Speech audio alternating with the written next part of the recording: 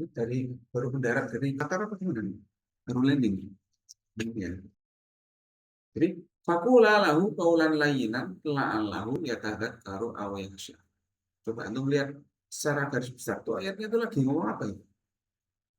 Ceritanya gimana? Bicaralah kami berdua kepadanya dalam huruf Fir'aun karena menyebut. Ya, ya. Mudah-mudahan dia sadar atau takut. Ini ceritanya ngapain? Ini itu yang berdua itu instruksi dari Allah kepada Nabi Musa dan Nabi Harun untuk kayak pemerintah aja instruksi itu mana? Wahyu. Wahyu itu beda sama instruksi ya. Wahyu. Lengkap ini di sini nih. Ya, terus. Untuk berdakwah dengan perkataan yang menghibur, ajarlah dia beriman kepada Allah dan silalah pada kebenaran dengan cara yang baik. Terus. Ya. Menurut ente gimana kira-kira apa namanya? Yahya, ini menurut ente gimana nih ceritain? Apa yang menarik sini?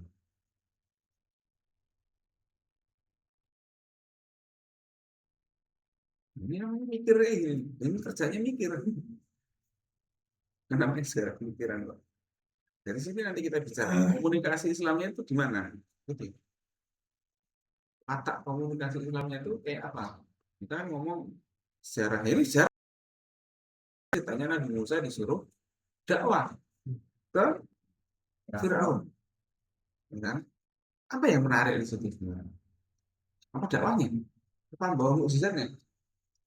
Mukjizat. Kalau mukjizat para nabi itu sebenarnya ya pas zaman-zaman itu ya memang sesuatu yang di luar adat ya. Tongkat jadi ular dan sebagainya. Cuman tapi hanya pada masa itu aja. Andai kata orang misalnya saat ini ditemukan tongkat dan Musa, apa yang kira-kira orang akan lakukan?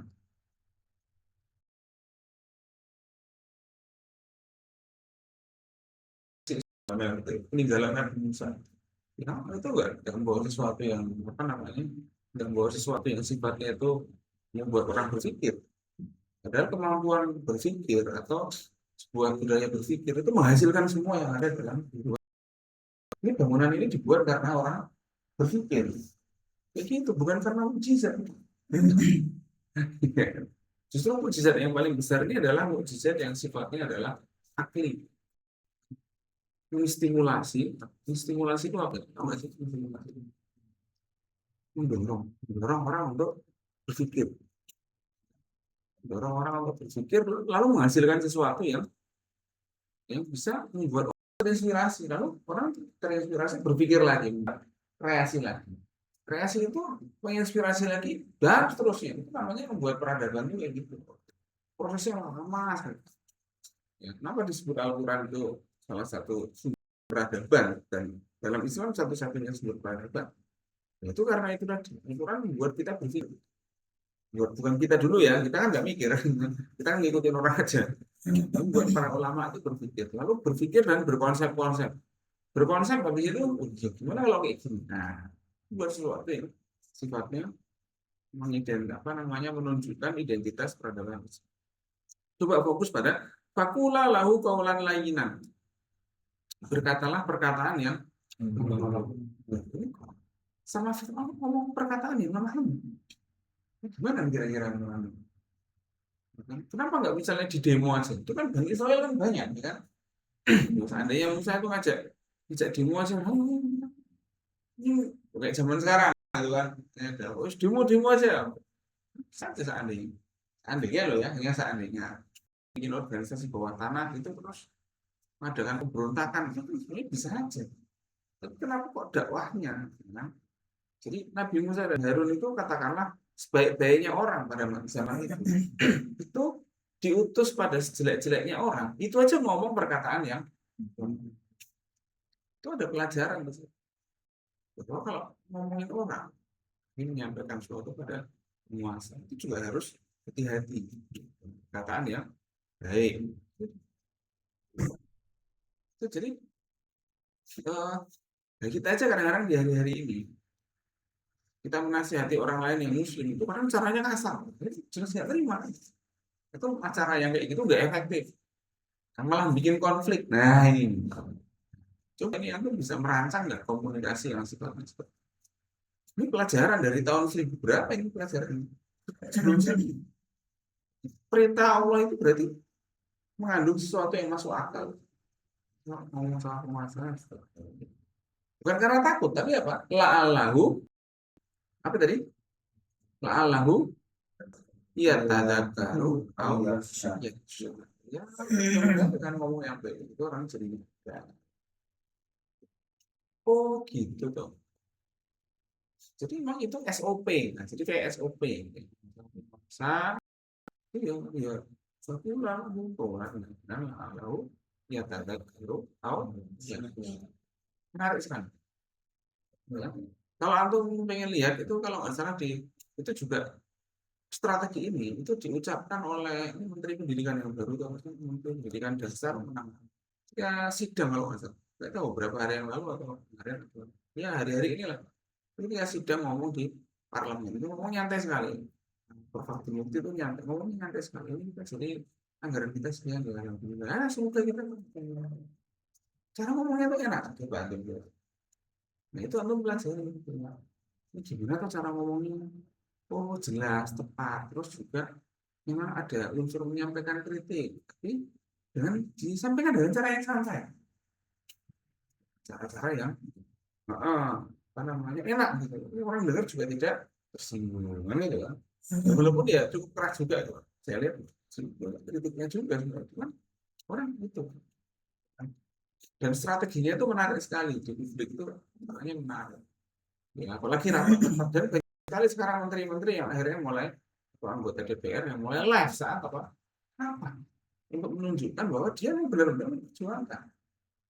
Itu juga salah satunya apa? Jadi fungsinya live itu banyak sekali. Selain menunjukkan perjuangan dia, membranding dirinya sendiri untuk dalam rangka bersaing sebagai seorang pemimpin yang baik. Ini kan kita kan tahunya korupsi korupsi enggak semuanya korupsi. Memang ada beberapa oknum yang dia memang membuat suatu kayak gitu. Padahal sebenarnya banyak yang baik. Memang yang baik ini kadang kalah dengan kekuatan-kekuatan yang lain. Tapi kita harus tahu peta politik dan lain sebagainya. Ini komunikasi.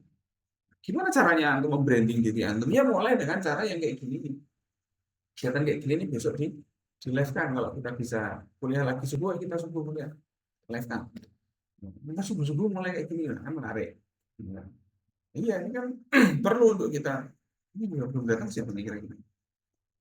Itu, itulah yang saya maksud bahwa ini berarti ada strategi yang halus dan apa ya santun, tapi dia punya dampak yang kuat. Soal nanti orang itu ya tadakaru au yakhsha apa enggak itu nanti. Tapi perintah itu jelas-jelas uh, strategis gitu. Ya kan? Ini baru satu ayat loh ya. Coba tuh nanti lihat uh, ayat-ayat yang lain yang dia bunyinya adalah qaul. Ini menarik lagi. Oke, kita coba lihat surat yang lain. Saya ajak antum jalan-jalan ya. Mau ikut kuliah gitu. Coba lah. Hmm, Misalnya kayak gini nih contohnya.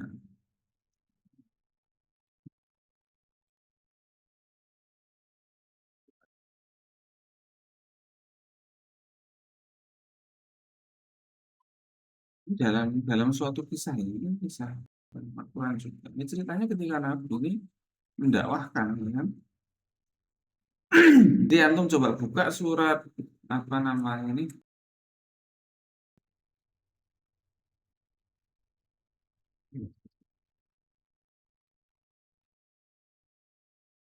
Sot, surat Sot ayat 5.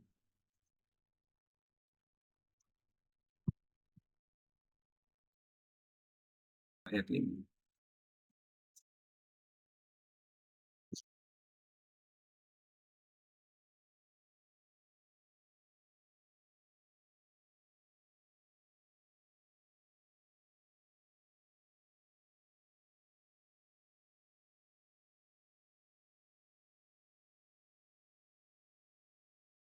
Kita bandingkan karena ini ayatnya terkait ya.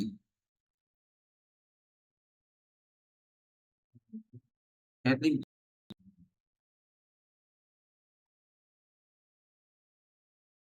Bandingkan lagi dengan surat yang lain. Itu surat An-Nahl ayat 76. Nanti ada yang buka surat Shot, ada yang buka surat An-Nahl. Pak ini tolong buka surat An-Nahl ini, siapa namanya? Fajri. Ya, An-Nahl ayat 55. Ya, ayat 55. Ayat 76. Shotnya ayat 5.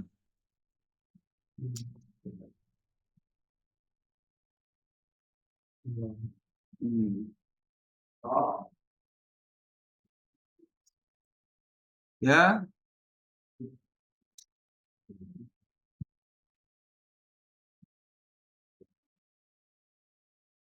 nah itu kalau dalam surat Shot itu apa ayatnya? Bunyinya. Macam ada lihat ilaha wa tidak ilma dan ada syai'un ya. Apa artinya itu? Apakah dia menjadi Tuhan-Tuhan itu Tuhan-Tuhan yang itu Tuhan yang satu saja? Sungguh ini benar-benar sesuatu yang sangat mengherankan. Menyeramkan, ya kan? Orang-orang itu, jadi gini, antum kan tahu ya, ketika masa awal dakwah Islam, itu Ka'bah itu di sekelilingnya apa? Berhala. Antum tahu kan? Kisahnya kan, ya itu fakta sejarahnya gitu. Nah, pertanyaan saya, itu kenapa sih orang-orang berhala itu?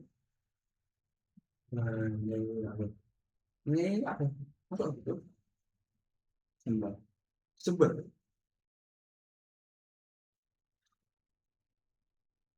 Itu yakin mereka benar-benar nyembah berhala. Maksudnya, iya, mereka nyembah. Tapi nyembahnya itu karena apa? Gitu loh. Ini lebih pada sesuatu yang apa namanya? Dan bukan sekedar nyembah kayak orang hidup Buddha ya enggak. Yang namanya apa namanya tipe-tipe penyembah berhala itu sangat banyak. Dan awal mula mereka bukan mau itu. Gitu. Maksudnya itu mereka tuh ingin apa ya kira-kira? Nah itu katakanlah kayak gini. Kita ini sekarang ke masjid. Kenapa kita ke masjid? Ya mau ibadah. Udah gitu aja. Nah, kan gitu kan. Oh cuma itu aja kan gitu. Berarti kita motifnya itu cuma satu dua aja. Ya antum kuliah. Ini kuliah mau apa?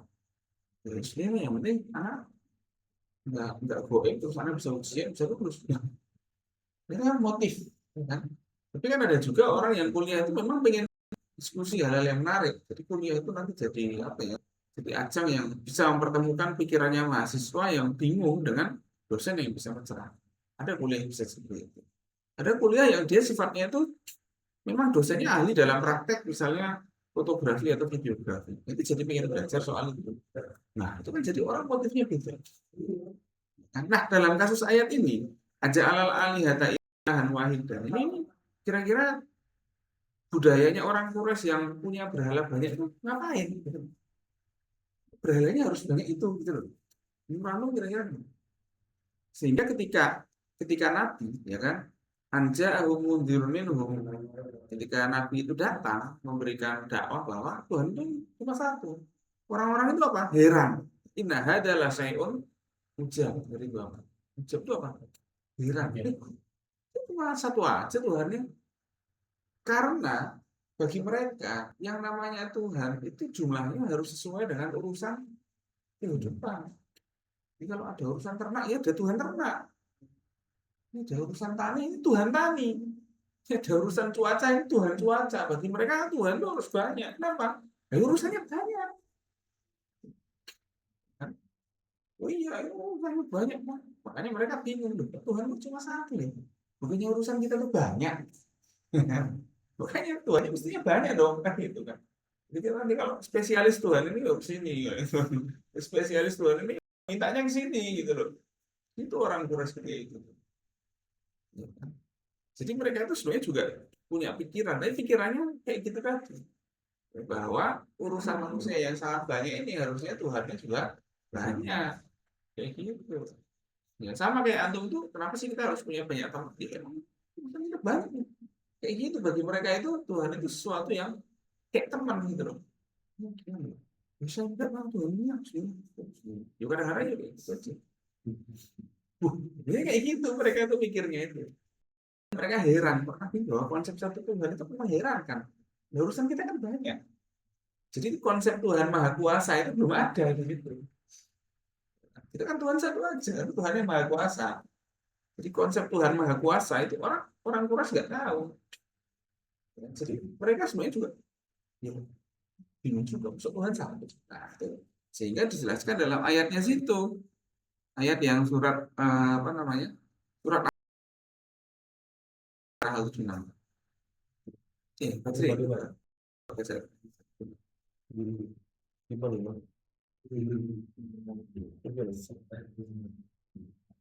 Mana Al-Hujurat, bukan surat 5.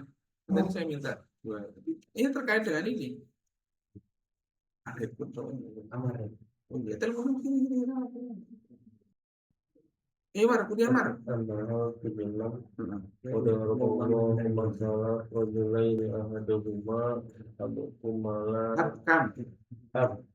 ab sama ab kamu layak biru ala sayyin wa huwa kullu sayyin Kalun. wa huwa kalun ala maula ainama yuwajjihu la ya'ti bi khair hal yastawi huwa wa may ya'muru bil adli wa huwa ala siratin mustaqim. Nah, jadi apa namanya? Apa artinya itu? Allah juga membuat perumpamaan dua orang laki-laki yang seorang bisu yang tidak dapat berbuat sesuatu sehingga dia menjadi beban penanggungnya. Kemana saja disuruh oleh penanggung itu, dia sama sekali tidak dapat mendatangkan suatu kebaikan. Apakah sama orang itu dengan orang yang menyuruh berbuat adil dan dia dari jalan yang lurus? Nah, apa kira-kira makna dari ini? Terkait dengan yang tadi.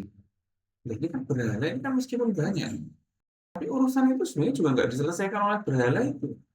Itu makanya Allah memberikan permisalan bahwa ya anggaplah kayak gini. Misalnya nanti punya apa namanya? Rojula ini ahadu maafkan layak diru ala saya. Itu punya teman, ya kan? Teman itu bisa tuh. Ya. Kan dia cuma bisa ngikutin apa namanya? Sesuatu yang ente ini kan aja kayak berhala itu kan dia bisa tulis kan. Kalau dipindah kemana dia ikut. Diangkut kayak gerobak dia ikut. Ya kan? Kok dimasukkan rumah dia ikut. Aja. Di situ misalnya ya andai kata nanti berhala itu apa namanya dimakan tikus atau apa ya, karena berhala itu macam-macam ya. Ada salah seorang itu berhala itu dibuat dari gandum. Kenapa? Karena mau ini merepresentasikan dewa panen. Wah, dari gandum. Ini kalau kelaparan, andai kata berhala itu kita kelaparan terus dimakan sendiri nggak apa-apa, dimakan. Belaranya hilang dimakan. Nah, jadi itu suatu ibarat berhala itu ternyata nggak mendatangkan sesuatu apapun. Maksudnya dia nggak bisa apa namanya nggak ya hanya ngikutin kita aja. Berhala itu malah malah justru repotin gitu loh. Malah kita harus ngurus berhala. Lah gimana Tuhan kok malah kita urus? Katanya Tuhan itu harusnya ngurus kita. Kan itu kan? Jadi orang jadi mikir ya juga. Sebenarnya ini nggak ngurusin kita ya sebenarnya. Nah ini orang itu mulai nyadar. Jadi itu namanya logika-logika dalam Al-Quran. Ini ada jenis komunikasi yang seperti ini. Membuat apa? Tamsil. Ya, tamsil itu harus tepat. Jangan sampai tamsilnya salah. Maka tamsil ini tepat sekali. Apa? Berhala itu diibaratkan sebagai bisu. Tidak bisa jawab. Karena orang, andai kata gini kan, Muhammad kan, Nabi Muhammad dia itu mungkin ngomongnya gini. Beginilah, kalau itu Tuhan ente coba, ente tanya bisa jawab nggak? Ya, gitu. Terus kalau dia kehujanan atau apa gitu, ente pindahin atau dia pindah sendiri? Orang akhirnya mikir, ya juga ya. Jadi kita nggak perlu bikin kayak gini ya dong. Kayak gitu jadi. Itu, jadi dulu itu kan sekitar Ka'bah ya. Dalam sekitar Ka'bah itu punya orang elit. Yang lain itu di mana-mana ada. Di rumah juga ada, terus di dekat ini juga ada. Di orang-orang. Ketika itu tuh ngetrennya apa? Ya Tuhan itu di mana-mana kan urusannya banyak. Sampai ya kita kenal bapaknya Nabi Ibrahim itu apa? Membuat patung ditaruh di mana-mana. Gitu. Nah, akhirnya kan orang yang mikir aja, tapi kita kan nggak bisa menolak budaya ya. Mungkin di situ ketika itu ada orang yang akalnya sehat, ini kan gitu. Cuman kan mereka nggak belajar filsafat kayak kita. Jadi mau protes bilang gimana, yang lain udah kayak gitu kan. Ya, itu sama kayak di masyarakat. Yang imam biasanya mbah-mbah yang tua-tua. Mau diprotes juga nggak bisa. Kalau nggak diganti juga kita nggak denger itu baca apa sih kok sampai bingung mahrosnya nggak jelas dan lain sebagainya. Nah, itu kayak gitu kita tidak bisa melawan caranya seperti itu. Jadi orang ketika itu namanya budaya menyembah, tapi bukan menyembah sebenarnya tapi mengagungkan aja gitu loh. Nggak sampai ya kadang-kadang nggak disebut menyembah sih mengagungkan bisa menyembah. Bagi mereka itu bagian yang penting itu yang penting ada berhala yang kita mau panen wis taruh dalam dulu ini yang buat adat ini ya kayak gitu loh. Ya, kalau kayak kita di sini kalau misalnya ada apa-apa selamatan ya kan gitu loh. Ada tahlil ada apa ya itu sebenarnya bagian dari adat. Cuman adat itu diisi dengan nilai-nilai kan gitu. Nah kalau zaman dulu ada tapi nilainya nggak ada nilainya adalah syirik. Nih, ya. Kita aja kadang-kadang ya agak-agak sirik kecil. Misalnya gini, kita pergi ketinggalan HP, kan tidak tenang. Kita bawa HP ini bisa tenang. Bayangkan, bawa HP buat dompet, jadi tenang. Lo gimana coba? Ini berarti ada sesuatu yang kita jadikan sebagai pegangan, gitu kan. Coba ini nggak bawa HP, nggak bawa dompet, ini pergi. Itu kan nggak tenang. Dua itu nggak ada, itu minimal nggak tenang. Ya, lama-lama kita ini sama kayak orang rokok. Itu nggak ngerokok juga. Nggak tenang. Harus ngerokok nih. Harus apa namanya menyalakan pipa dulu untuk nah ya itu yang saya bilang bahwa kadang-kadang kita itu dalam tanda petik mengagungkan sesuatu yang itu biasa aja lebih pada fungsi sebenarnya lebih pada fungsi tetapi kan orang dulu nggak melakukan itu kan? Mereka pergi aja uang bawa seadanya kan itu kan. Dan lain sebagainya dan lain zaman sekarang enggak orang kalau mau pergi harus bawa HP gitu. Makanya bawa dompet ya enggak itu tadi kalau zaman dulu nggak mesti ya bawa bekal kan itu kan sekarang kita nggak usah bawa bekal apa di mana-mana ada warung tinggal beli ya. Kalau zaman dulu orang bawa bekal ya, jadi ada sesuatu yang diagungkan atau dijadikan primer nah itu makanya dalam Al-Quran diberikan permisalan ya. Ini kalau andai kata jadi ini ada ayat ya dia itu menjelaskan kita pentingnya sebuah permisalan yang benar. Nah, ini saya carikan ayat lagi biar nanti nyari. Ya.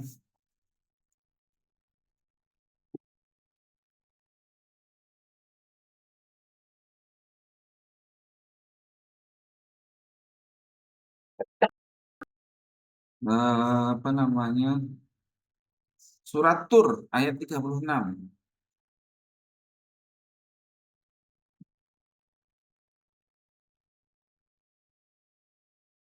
Nah, surat At-Tur ayat 36.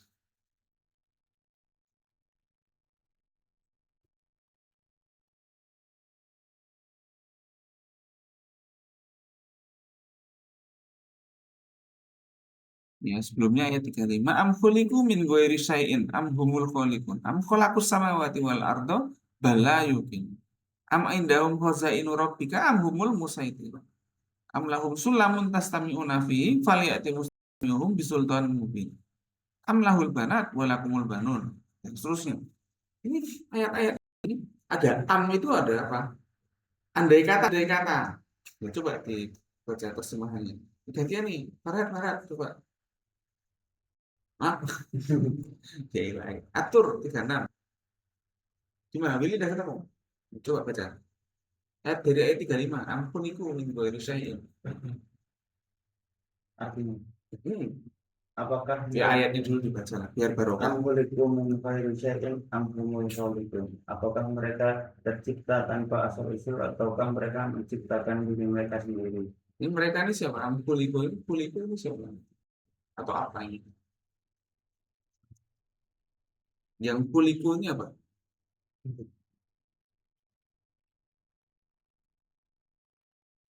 Ini langit dan bumi misalnya.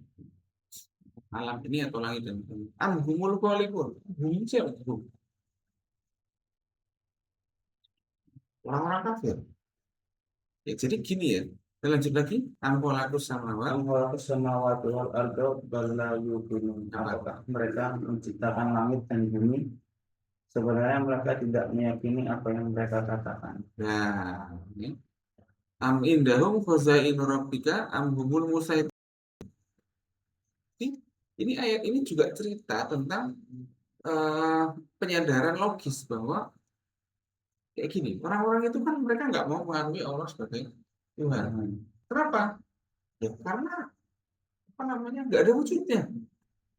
Ya kan? Makanya ada turun surat Al-Ikhlas itu. Karena ada pertanyaan orang-orang kafir itu nanya, wahai Muhammad, ini Tuhanmu ini kayak gimana nih? Materialnya apa? Tanya materialnya apa? Kalau kami berhala, kami materialnya kayu, batu. Ya, orang-orang itu sering nanya, Tuhan itu materialnya apa ya? Emas apa perak atau apa nih kira-kira? Kok? Karena orang-orang Quraisy itu sesuatu itu diukur dari materi. Sehingga nanya sama Nabi Muhammad, ya Muhammad, siflana robbak. Ini dalam hadisnya seperti itu. Wahai Muhammad, coba kasih tahu dong, Tuhan lu kayak gimana sih kok keren banget katanya. Apa dari emas apa dari perak? Kenapa? Ya mahal kan. Mau berhala dari emas atau perak mahal kan itu. Karuan mahal gitu loh. Apa disembunyiin di rumah apa gimana gitu loh. Seolah-olah orang Quraisy itu masih menyangka bahwa Nabi itu punya satu berhala yang keren. Punya satu patung yang keren itu belum keluar dari patungnya gitu loh. Sehingga sampai mereka nanya, si Fulana Robert. Ya kan? Itu sama kayak orang zaman sekarang nanya gimana cara pakai Google Drive kan kayak gitu kan. Ada kan ya mahasiswa yang nggak tahu Google Drive kan. Ya, itu sama kayak zaman sekarang, ini masih ada. Ya kan? Jadi namanya kejahilan manusia itu terulang-ulang terus. Zaman dulu, sekarang, dan lain sebagainya. Jangankan maba, dosen aja mungkin juga sebagian ada yang belum tahu pakai Google Drive. Kayak gitu. Ya, bisa nggak antum bikin satu file di Google Drive itu nggak bisa di-download? Tapi bisa dilihat, tapi nggak bisa di-download. Bisa, nggak bisa di-download kan? Bukan nggak bisa dibuka. Hah? Tahu kan? Dia tidak tahu. Misalnya anak kasih share apa gitu, bikinin file. Nah, ente bikin file, tapi ente pengen ini file ini nggak boleh di-download. Cuma bisa dilihat aja. Tahu nggak caranya? Nggak tahu. Coba kasih tahu anak siapa yang bisa. Browsing aja tuh rekornya kan gitu. Bisa loh nanti bikin file tapi nggak bisa download. Tapi emang harus satu-satu. Ada 100 foto ya harus satu-satu. Nggak bisa semuanya. Loh bisa sih, bisa ada yang cara gitu. Saya kan bikin foto untuk pameran online. Ya udah, ya biar apa namanya? Biar kita download. Iya, macam hak cipta gitu. Sama kayak materai elektronik. Kan kalau beli materai elektronik, tahu nggak materai elektronik? Materai itu. Ya tuh kalau antum screenshot nggak bisa, hilang materai di screenshot. Ya kan? Kalau dikirim jadi PDF-nya bisa. Kalau di copy atau di screenshot hilang, materinya hilang. Ya, apalagi di copy gitu. Hilang. Nah, itu karena ada digital assignment-nya seperti itu. Nah, ini kita kembali ke cerita yang tadi. Jadi dalam ayat itu tuh cerita orang-orang Quraisy itu masih nggak paham itu Tuhan itu gimana. Bahkan sampai ada yang nyangka Tuhan ini atau apa dari apa? Dari emas atau dari perak? Sehingga turun surat Al-Ikhlas. Tapi ada lagi yang nggak mau ngakuin. Akhirnya ya ditantang sama Nabi. Nah, terus kalau misalnya andai kata Tuhanmu itu yang paling berkuasa, ada Tuhan langit, ada Tuhan cuaca, dan lain sebagainya, itu terus apakah mereka yang menciptakan langit? Nah, maksudnya ini kita bicara ngomong sama orang yang nyembah berhala, orang sama bikin patung. Ini kan Tuhan ente kan? Apakah ini Tuhan yang menciptakan langit? Nah, kan jelas nggak mungkin orang bilang iya. Karena Tuhannya aja dibuat oleh manusia. Nggak mungkin dia kapan dia nyiptain langitnya gitu kan. Dia aja baru dibikin gitu. Jadi gitu tantangannya itu. Apa iya? Apakah langitnya itu berdiri sendiri ya? Amkuliku min ghairi syai'in amkuliku. Terus langitnya itu apa berdiri sendiri? Nggak ada yang buat. Itu kan. Loh, kalau misalnya ente nggak tahu siapa yang buat, kenapa ente aja nggak ngaku? Lah kalau misalnya ente ngaku buat langit kan dia ngegoblok, sebelum itu udah ada langit kan. Malah tambah dia nggak edan kan gitu kan. Gimana mau ente ngaku yang bikin langit? Oke lah, kalau misalnya ente nggak ngaku Tuhan anak yang sifatnya kayak gini, kenapa ente aja yang nggak ngaku Tuhan? Ya, tapi kan nggak mungkin juga. Waktu apa bendanya udah ada duluan, orangnya datang belakangan. Itu sama kayak cerita ketika Nabi Musa ini debat dengan Firaun.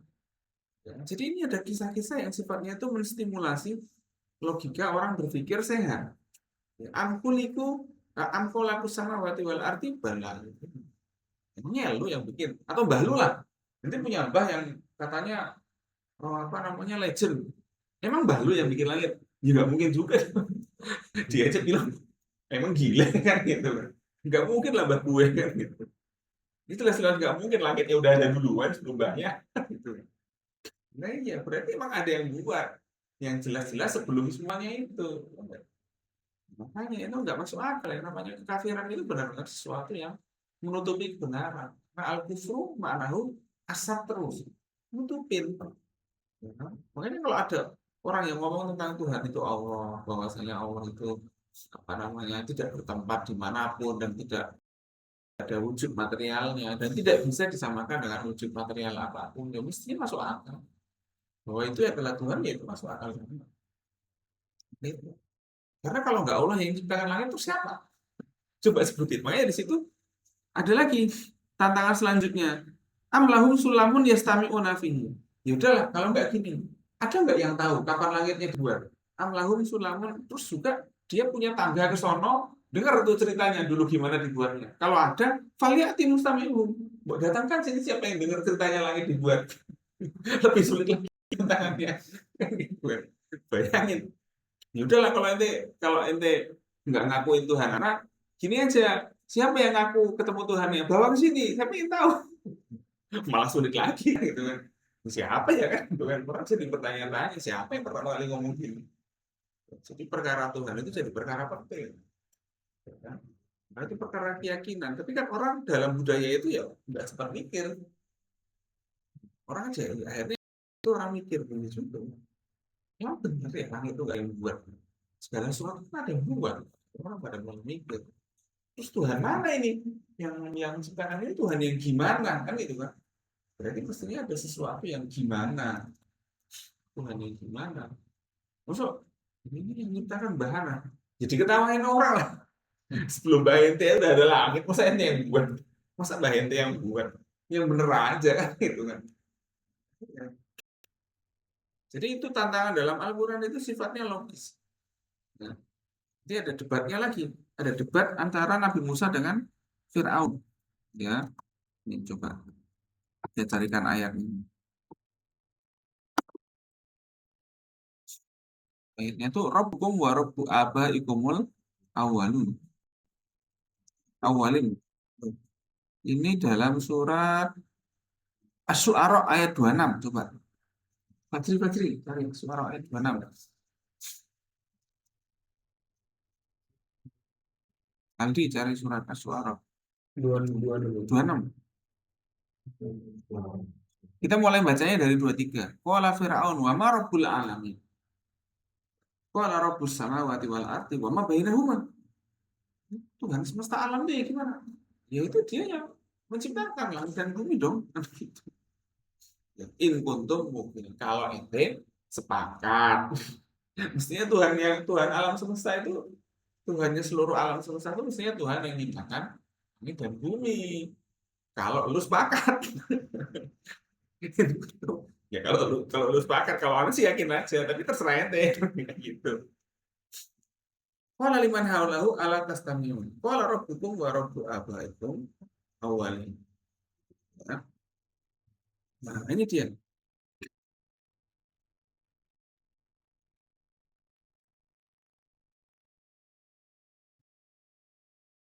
Nah, jadi apa namanya? Ini ceritanya Nabi Musa dan Firaun ini lagi debat tentang Tuhan itu gimana? Pola Firaun apa? Gimana nih Rabbul apa namanya? Rabbul alamin itu gimana nih konsepnya? Itu nanya sama Musa. Ini Musanya jawab, nah ini mestinya itu Tuhan itu yang mestinya menciptakan langit dan bumi. bukan orang yang ngaku Tuhan. Nah, karena Firaun ini apa? Kriminalnya itu, dosa yang besarnya itu apa? Ngaku Tuhan. Kan?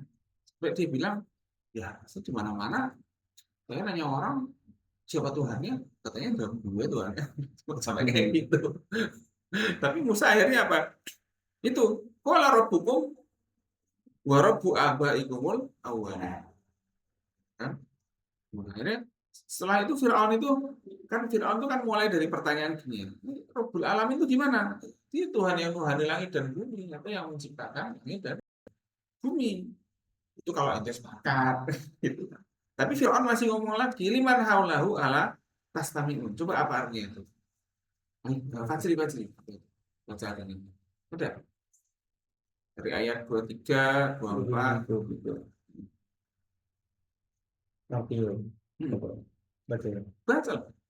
Qala Fir'aun wa ma rabbul alamin, artinya Fir'aun bertanya siapa Tuhan semesta alam itu. Ayat 24. Qala rabbus samawati wal ard wa ma bainahuma in kuntum muqinin. Artinya Musa menjawab, Tuhan pencipta langit dan bumi dan tidak apa-apa yang di antara keduanya, itulah Tuhanmu jika kamu sekalian orang-orang mempercayainya. Ayat 25. Qala liman haulahu ala tastami'un. Artinya Fir'aun berkata pada orang-orang sekelilingnya, apakah kamu tidak mendengarkan? Ayat 26. Nah, Qala ini maksudnya apa? Kenapa kamu tidak mendengarkan? Itu maksudnya gini. Loh, ya ada ya Tuhan kayak gitu. Nah, jadi Firaun tuh masih nyangkal. Emang ada Tuhan kayak gitu? Gue kemana-mana, gue tanya orang, gue Tuhannya. Masih nyangkal. Ya jelas gak ada yang berani bilang Tuhannya Nabi Musa lah. Kan gitu. Lu penguasa kan gitu kan. Sama kayak orang zaman sekarang. Misalnya ada penguasa, kita bilang apa. Tapi kan kalau orangnya datang langsung, kita nggak berani ngomong yang bener lah. Kenapa? Ya lu yang berkuasa malah daripada gue ribut sama orang kayak gitu, mending gue cari selamat kan gitu kan. Ibaratnya kayak gitu. Ya, ini apa Firaun itu setelah ada pernyataan gitu, dia bantah. Ya kan? Ini bantah. Bantahnya gimana ya? Tadi itu ketika ditanya apa? Ya Tuhan langit dan bumi, mestinya Tuhan itu nyipta langit dan bumi. Ini Firaun itu nggak mau kalah.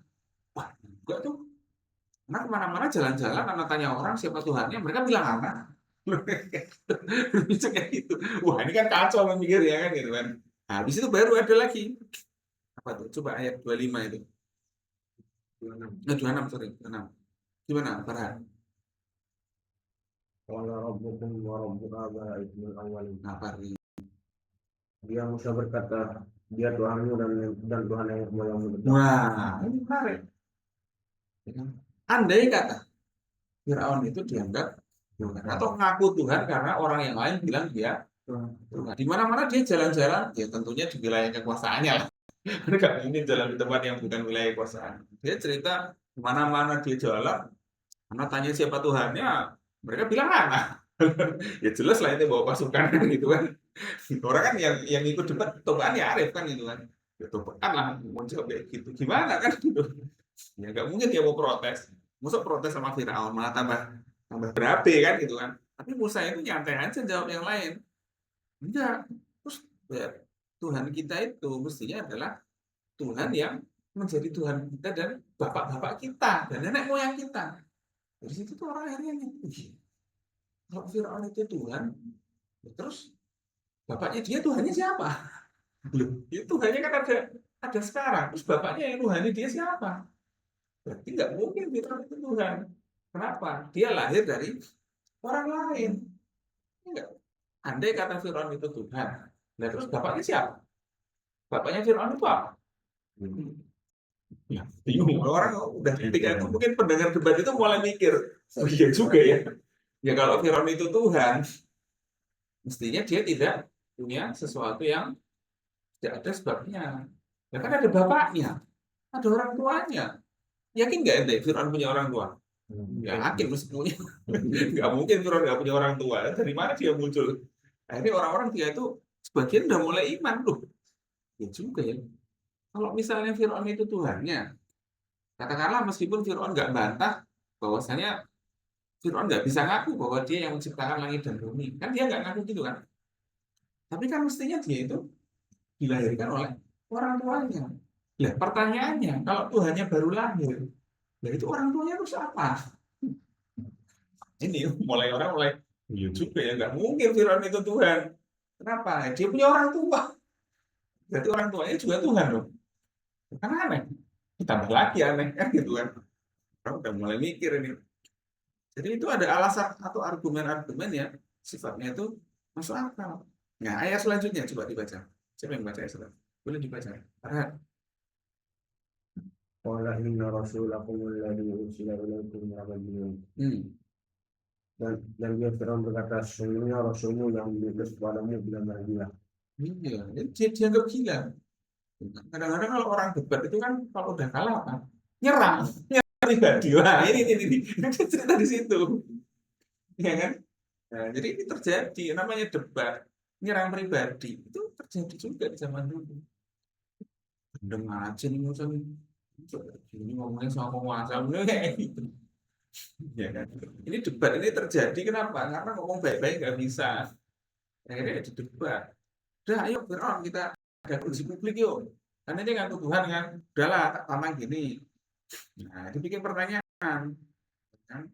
Ini saya ini utusan Tuhan, Tuhan semesta alam. Orang nanya, Tuhan semesta alam ini gimana? Ini yang Tuhan langit dan bumi ya, aja. Terus itu Fir'aun ngeles. Ngelesnya apa? So ada Tuhan yang kayak gitu. Anak kemana-mana jalan-jalan, anak tanya orang, Tuhannya anak katanya. Akhirnya dibalas lagi. Loh enggak.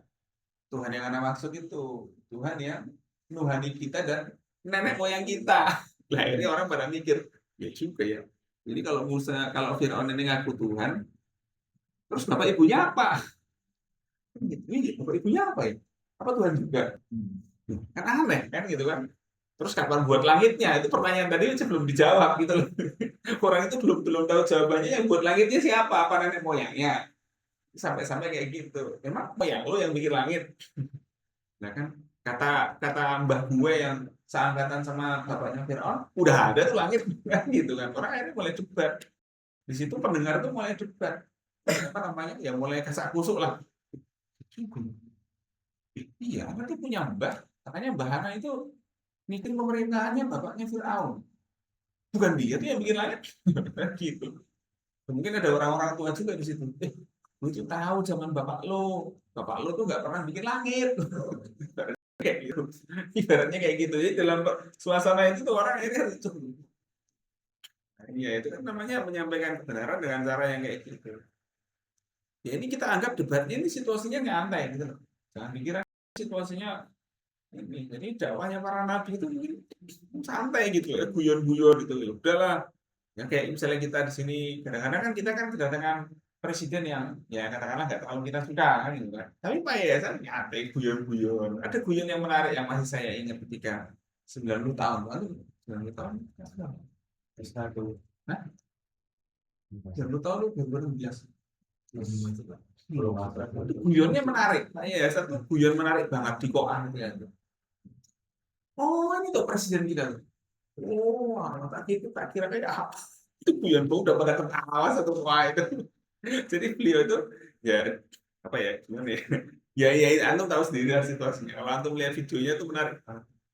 Ini untuk presiden gitu kira kayak apa ya kan, itu kan baru 2014 kan, nanti 2016 kan Gontor gitu karena 100 tahun.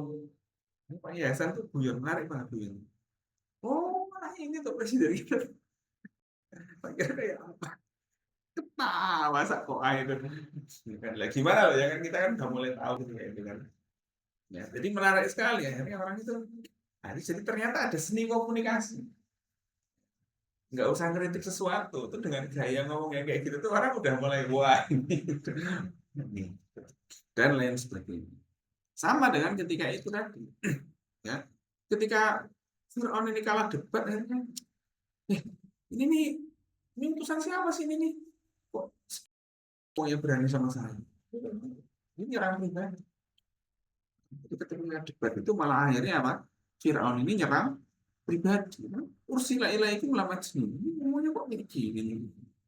Nah, enggak, anak itu utusannya Robul Masyriqi wal Maghribi wa ma bainahuma in kuntum ta'qilun. Kalau lu pada mikir, mestinya yang tadi itu menunjukkan bahwa jelas-jelas Fir'aun bukan Tuhan. Nah, begitu. Kalau lu pada mikir, lu kan semuanya bisa mikir. Ya. Pak Cing, apa itu? Jadi kayak gitu. Ya. Nah, ini jadi ayat-ayat itu menunjukkan suatu apa ya? Apa namanya? Situasi di mana komunikasi itu berperan menyampaikan argumen yang kuat.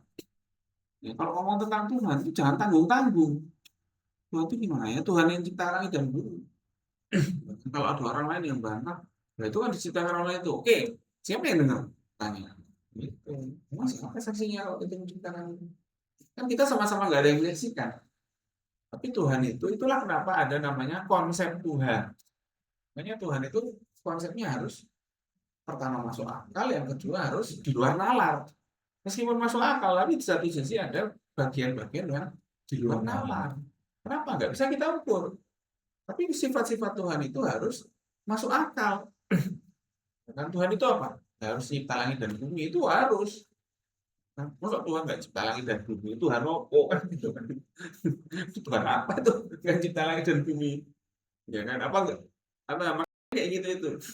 Nah, jadi itulah namanya dalam Al-Quran itu ada logika-logika yang ya kalau diucapkan dengan santai aja itu tetap kuat. Ya, justru mukjizatnya Al-Quran adalah pada mukjizat kuatan logika itu tadi. Ya. Nah, maka ini saya harapkan antum ngambil beberapa ayat-ayat yang penting. Ya, dan ceritanya gimana? Itu yang paling penting ceritanya. Misalnya dalam komunikasi ini, ayat ini juga menunjukkan banyak loh. Sudah dari sisi etika debat, ya kan? Terus juga argumen debat. Terus kalau debat jangan nyerang pribadi. Kalau kalah ini soal tadi belum dijawab, Firaun udah nyerang pribadi. Orang tuh pengen tahu jawabannya. Iya, kalau lu Tuhan, mestinya lu tahu dong siapa yang bikin langit dan bumi kan? Gitu kan orang ini bertanya-tanya. Gitu mestinya. Misalnya gini, ada orang ngaku Tuhan, apa yang pertama yang dia lakukan? Ya inti tanya, kapan dibuat langit dan bumi? Ada tanggalnya enggak? Kayak gitu. Mestinya tanya kayak gitu dong kalau dia ngaku Tuhan. Simpel aja. Kalau nggak tahu ya ngapain dia ngaku Tuhan? Maksud Tuhannya kayak gitu doang. Kan kayak gitu. Ya. Jadi emang kayak gitu mestinya konsepnya Tuhan itu. Ya. Nah ini kalau bedanya Islam dengan kesyirikan itu gampang menanganinya. Tapi yang agak sulit itu konflik kita dengan orang apa namanya ahlul kitab. Sulit karena kita antara ahlul kitab itu rebutan klaim. Kita rebutan klaim. Kalau sama orang musyrik kafir itu gampang aja, mereka nggak punya argumen apa-apa kecuali kekuasaan atau ya itu tadi ngeles-ngeles tadi. Tapi kalau kita sama ahlul kitab itu kita rebutan klaim. Kita misalnya sama orang Islam. Klaimnya apa? Ya itu yang terakhir juru selamatnya ya Yesus. Kita kan enggak. Tapi kan bahkan orang-orang ahlul kitab yang masih tauhid itu menyatakan bahwa akan ada nabi terakhir. Sehingga Nabi Muhammad ketika habis dapat wahyu itu bingung. Itu apa? Dibawa oleh istrinya Khadijah ke pamannya yang merupakan seorang ahlul kitab. Ingat nggak sih ceritanya? Ya. Bagus itu. Ya kan Nabi itu kan apa namanya? Udah ya di Gua Hira. Merenung lah gitu. Katakanlah ente mau kemana itu merenung. Tiba-tiba apa? Dapat wahyu. Dapat wahyunya peristiwanya juga kaget. Ya, ibaratnya ente di musola ini jam 1 malam lagi sholat sendirian. Tiba-tiba dipeluk orang, nggak tahu gede sekali kan ente kan mesti ente kaget kan gitu. Lah itu di Gua Hira yang gelap.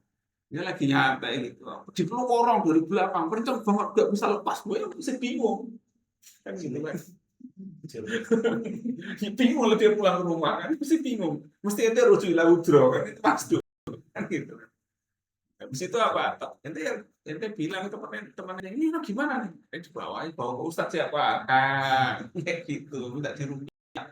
Jangan-jangan diganggu jin kan gitu kan. Jadi kayak itu istrinya Nabi juga gitu. Khadijah juga gitu. Jadi kenapa mas? Wah, yaudah yuk ke sana yuk ke orang pintar yuk. Tuh. Ada yang kata Warokoh bin Naufal itu, wah ini Nabi. Itu dapat wahyu. Itu. Karena waratul itu ahlul kitab yang tahu. Maksudnya dalam Al-Quran disebut ya'rifunahu kama ya'rifuna abna'ahum. Tahu. Para ahlul kitab itu tahu ciri-cirinya Nabi itu dari kecil sampai dewasa. Tahu. Ciri-cirinya Nabi itu apa? Yatim piatu. Ciri-cirinya Nabi. Enggak yatim piatu ya jangan jadi Nabi. Sorry ya. Kalau punya privilege dari luar tuh ya jangan ngaku Nabi lah, sorry ya. Itu. Lah emang kayak gitu ciri-cirinya Nabi. Semua Nabi yatim piatu gitu loh. Bahkan Nabi Isa aja lahir tanpa ayah. Ya kan? Ini ciri-cirinya Nabi yatim piatu. Ada yang ngaku Nabi pakai privilege bapak nih, aneh kan gitu kan. Nah itu jadi itu ada hal-hal yang logis seperti itu. Ya mungkin itu yang bisa kita bicarakan ya. Semoga bisa lanjut lagi di sesi selanjutnya. Saya nggak tahu nanti kalau minggu depan istri saya nggak keluar kota ya berarti kita kuliah subuh lagi.